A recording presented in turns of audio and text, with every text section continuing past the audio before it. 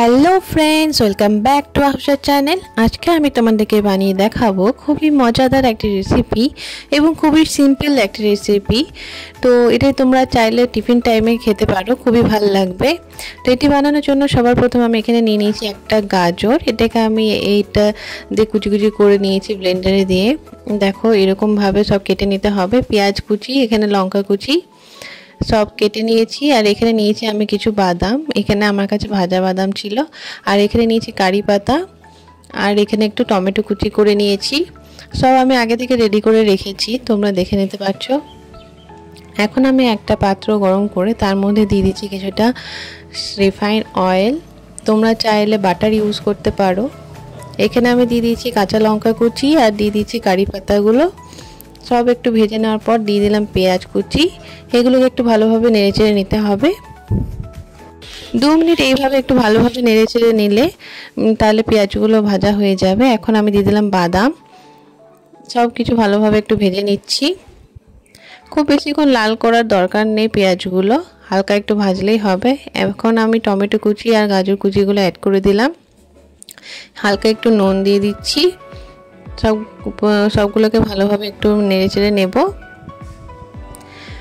খুব অল্প সময়ের মধ্যে এটি তৈরি হয়ে যায়। হালকা একটু আমি ঢাকা রেখেছিলাম 5 মিনিটের মতো। এরপর আমি এর মধ্যে দিয়ে দিচ্ছি ম্যাগি মশলা।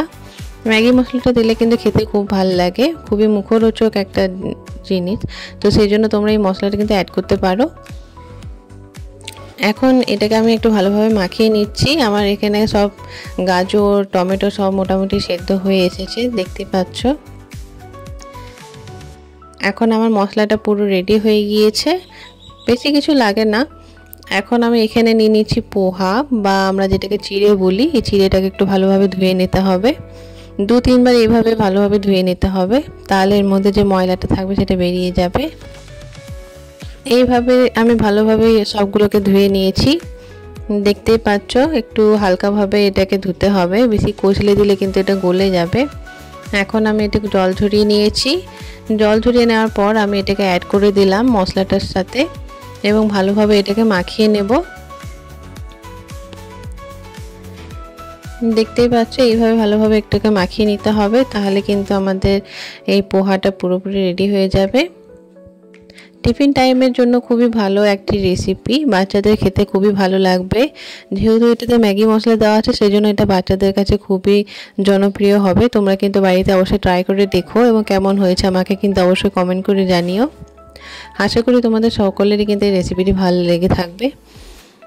দেখো আমার এখন পোহাটা কিন্তু পুরোপুরি রেডি হয়ে গেছে, খুব বেশি নাড়াচাড়া করব না। এখন এটাকে আমি সার্ভ করে দেব। গ্যাসের ফ্লেমটা অফ করে দিচ্ছি। এখন আমি এটাকে একটা প্লেটের মধ্যে সার্ভ করে দিচ্ছি। খেতে কিন্তু খুবই ভালো হয়েছিল, তোমাদের কিন্তু অবশ্যই ভালো লাগবে আশা করছি।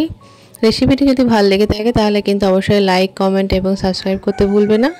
ভিডিওটি পুরোটি দেখার জন্য কিন্তু অসংখ্য ধন্যবাদ।